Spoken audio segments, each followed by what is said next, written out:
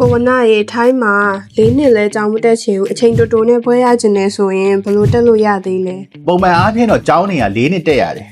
ဒါပေမဲ့လေအကိုတို့အခုချိတ်ဆက်ထားတဲ့ထိုင်းအစိုးရရဲ့ကျောင်းရှိတယ် SSRU ပေါ့နော်အဲ့တော့ Swan Sunanda Rajabhat University အဲ့တော့ SSRU မှာဆိုရင်တော့အကိုတို့ကနှစ်ခွဲနဲ့ကျောင်းပြီးမယ်နော်အဲ့ဒါပေမဲ့နှစ်ခွဲနဲ့ကျောင်းပြီးလို့ကိုနာစာသေးချာတင်လို့လားလို့မေးလို့ရှိရင်စာသေးချာတင်တယ်အားလုံးပေါင်းစာတင်ရမယ့်ဟာက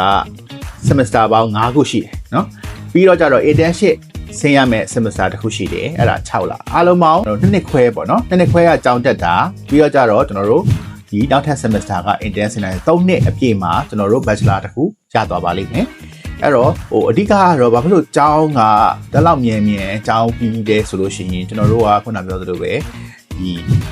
ပိတ်ရက်ပေါ့နော်။ကျောင်းပိတ်ရက်ဂျားတွေကိုအများကြီးမခံမဲနဲ့ semester တစ်ခုနဲ့တစ်ခုဂျားထဲမှာ2ပတ်လောက်စီပဲခံလိုက်တယ်ပေါ့နော်။အဲ့တော့အဲ့ဒါကြောင့်မလို့လေဒီကျောင်းကမြန်ဆက်ဆန်ပြီးတာဖြစ်ပါတယ်။အဲ့တော့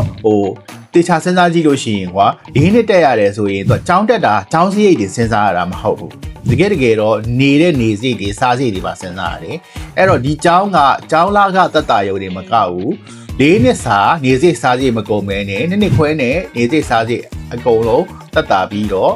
ဝယ်လဲရထိုင်းဆိုရအတိမတ်ပြုဖြစ်တဲ့အတွက်ထိုင်းနိုင်ငံထဲမှာလည်းအလုပ်ရှာလို့လွယ်ကူတဲ့အပြင်ကိုတခြားနိုင်ငံတွေယူရော့တို့ဘာတို့ကိုလည်းမာစတာပတ်တက်မယ်ဆိုရင်အဆင်ပြေတဲ့အကြောင်းပါ